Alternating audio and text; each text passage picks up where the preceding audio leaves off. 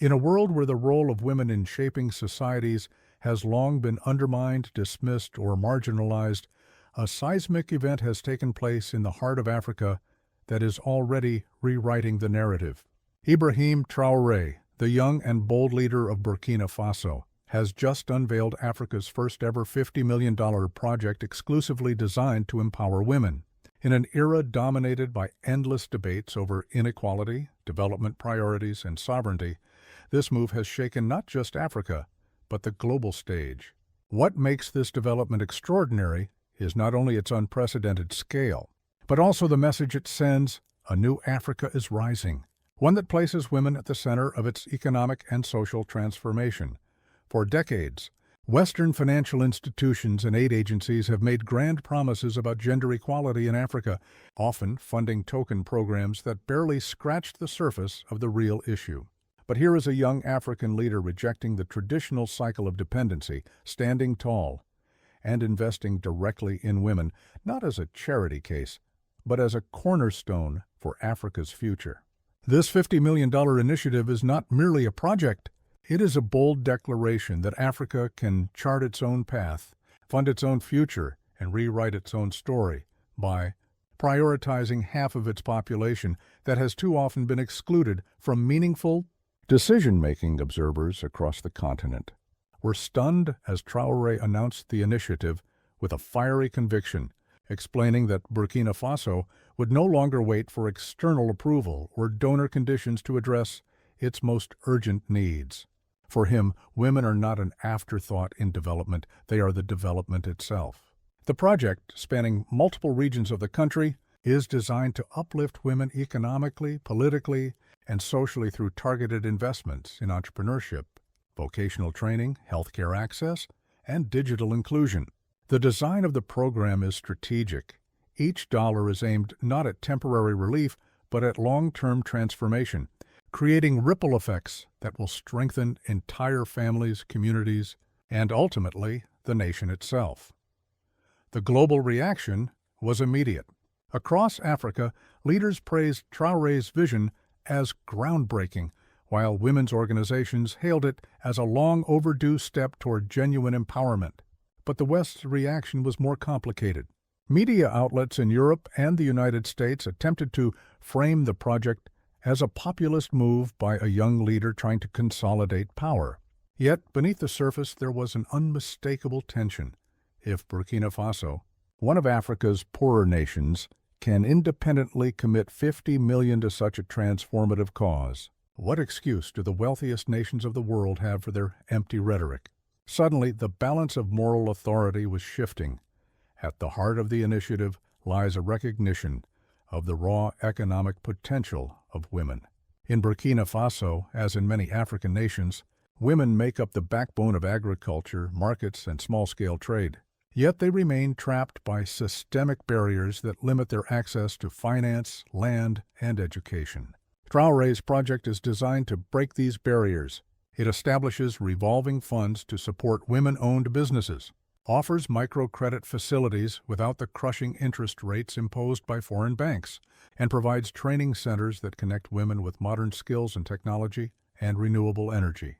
Instead of perpetuating cycles of dependency, this initiative builds cycles of empowerment where women can generate income, reinvest in their communities, and expand opportunities for the next generation. But the project is not just economic, it is also deeply political. By placing women at the center of his governance strategy, Traoré is redefining leadership itself.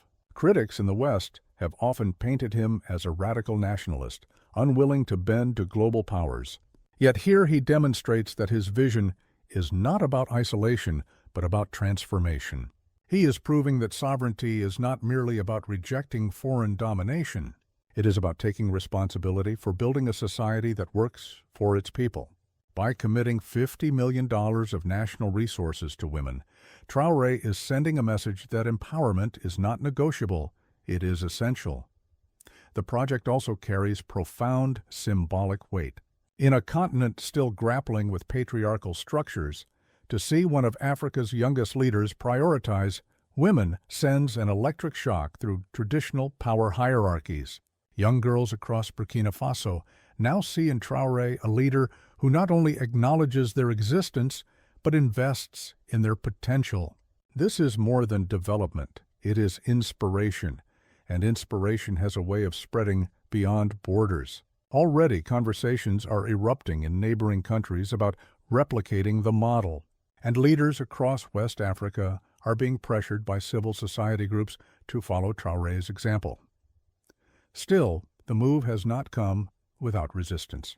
International financial institutions, which have long dictated Africa's development agenda, view such projects with suspicion.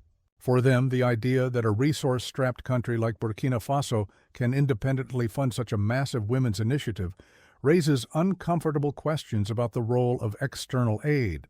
If Burkina Faso can do this without IMF loans, then why can't others? Western policymakers quietly fear that this may ignite a trend where African nations bypass traditional funding structures, directly reinvesting national wealth into domestic priorities without external oversight. In essence, Traoré's $50 million project for women may represent not just empowerment, but a direct challenge to the old order of global dependency. The people of Burkina Faso, however, see it differently. For them, this is not about geopolitics, but about daily survival and dignity. Women in rural communities, long neglected by formal institutions, now envision a future where their daughters can attend schools, where they can start businesses, and where access to health care is no longer a privilege but a right. In markets and villages, conversations are buzzing with cautious hope.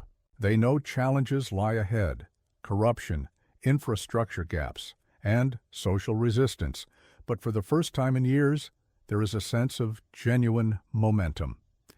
The regional implications are equally powerful. If Burkina Faso demonstrates success, it could set a precedent for other African leaders to prioritize women not as a footnote, but as a central pillar of national strategy. This could reshape Africa's development narrative entirely, moving from externally driven projects to homegrown initiatives rooted in local realities. The symbolism of such a shift cannot be overstated.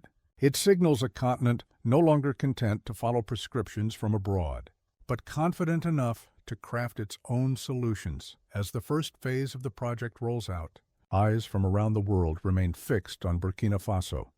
Analysts debate whether the initiative will succeed in meeting its ambitious goals.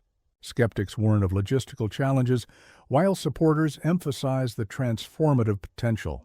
Yet one truth is undeniable. By launching Africa's first 50 million project exclusively for women, Ibrahim Traoré has once again proven that leadership is not about age, rhetoric, or allegiance to global powers. It is about vision, courage, and action. This moment may well be remembered as the spark that ignited a broader continental shift toward true empowerment. It challenges the world to rethink who gets to define development, who gets to decide priorities, and who gets to lead the charge for change. For Traoré, the answer is clear. It is the women of Africa, and it begins now in Burkina Faso.